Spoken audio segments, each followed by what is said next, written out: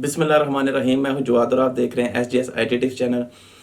काफ़ी सारे लोग पूछ रहे थे कि हमने सिटीज़न पोर्टल पे कंप्लेंट जो है वो फॉरवर्ड की थी, तो हमारे पास एक स्टेटस शो हो रहा है, इसका बताएं क्या मतलब है।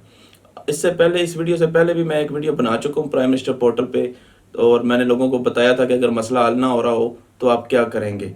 तो आज मैं आपको बताऊंगा कि अगर आप प्राइम मिनिस्टर पोर्टल पे कंप्लेंट करते हैं और कुछ अरसे बाद आपका जो है वो कंप्लेंट क्लोज हो जाती है और ऊपर स्टेटस ये शो हो रहा होता है पार्शल रिलीफ ग्रांटेड, या सेकंड शो हो रहा होता है रिलीफ ग्रांटेड, या तीसरा शो हो रहा होता है relief can not be granted.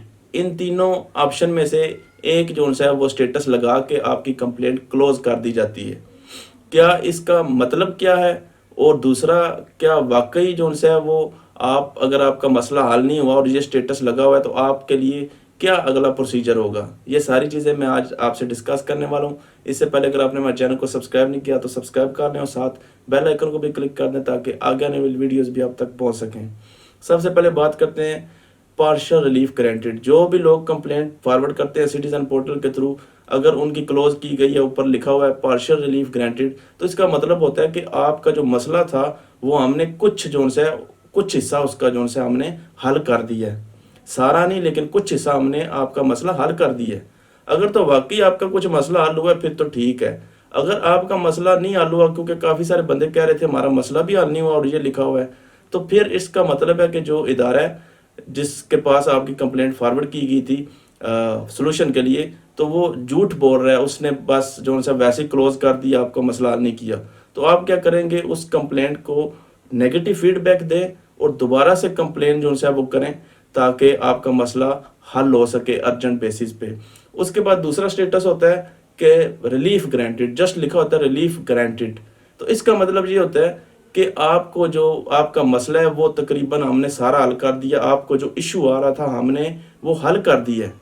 तो अगर तो वाकई उन्होंने हल कर दिया फिर तो ठीक, अच्छी बात है।